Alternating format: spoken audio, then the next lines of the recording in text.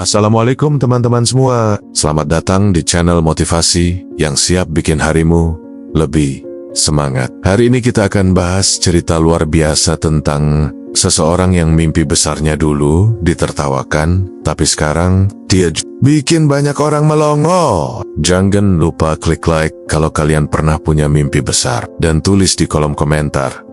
Mimpi terbesar aku adalah, siapa tahu bisa jadi kenyataan setelah nonton video ini. Langsung aja kita mulai.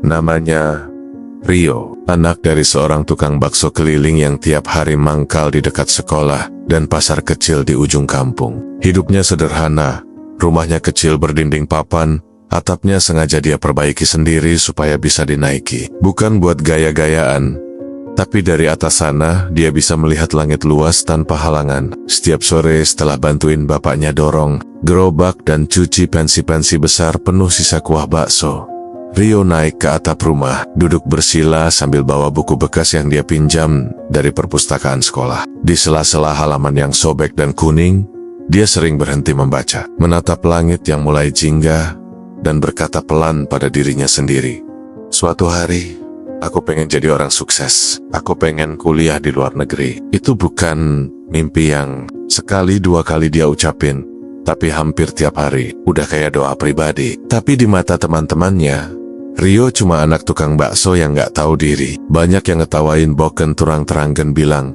"Ah, Cayo, makan aja, masih utang di warung." Tapi Rio gak pernah marah. Dia senyum aja, walaupun hatinya perih. Dia sadar, mimpi besar itu seringkali kelihatan gila di mata orang yang pikirannya sempit.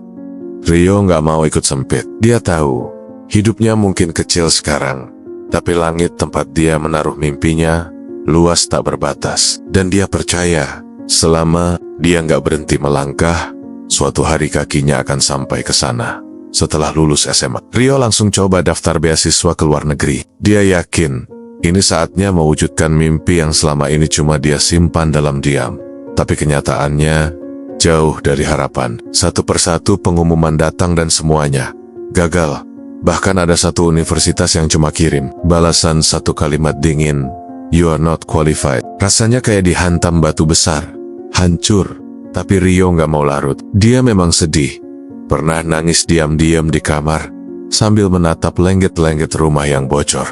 Tapi nyerah nggak ada dalam kamus hidupnya. Dia mulai kerja serabutan demi bisa bertahan dan tetap belajar. Pagi bantu ibunya masak, siang jaga warnet, malam jual gorengan keliling. Kadang ngamen di angkot sambil bawa gitar tua peninggalan pamannya. Tiap uang receh yang dia sisihin bukan buat beli barang mewah, tapi buat beli buku bekas bahasa Inggris, kamus sobek, atau akses internet warnet sejam 2 jam buat baca artikel beasiswa. Dia belajar sendiri, dari nol, tanpa guru, tanpa les mahal. Kata Rio, kalau hari ini aku capek, bukan berarti aku nyerah. Besok, aku mulai lagi. Dan besoknya, dia benar-benar mulai lagi.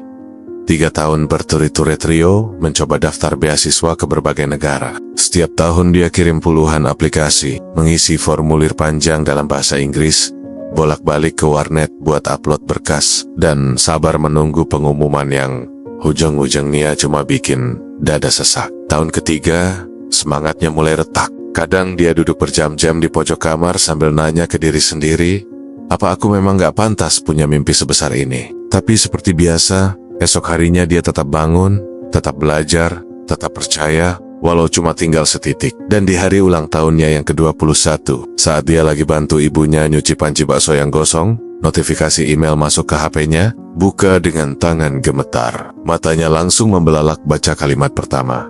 "Congratulations, you've been accepted to University of Melbourne with full scholarship." Rio langsung duduk, napasnya tercekat bakal lagi. 1 kali, 2 kali, 5 kali.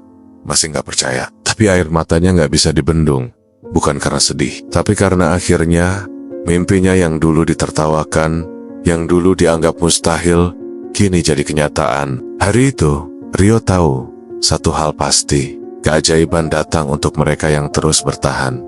Di Australia, Rio gak cuma kuliah, dia kerja part-time jadi pelayan restoran, bersihin kamar hotel, Bahkan pernah jadi tukang angkut barang di supermarket malam hari. Tapi dia nggak pernah ngeluh. Siang kuliah, malam kerja, dan sisa waktunya dipakai buat belajar di perpustakaan sampai tutup. Semua capeknya terbayar saat dia berdiri di panggung wisuda, mengenakan toga dengan senyum lebar dan nama Kamlot tertera di layar besar. Setelah lulus, dia diterima kerja di perusahaan internasional yang dulu hanya bisa dia lihat dari layar komputer warnet. Gajinya cukup buat bantu orang tua, nabung, dan mulai cerita hidup yang baru.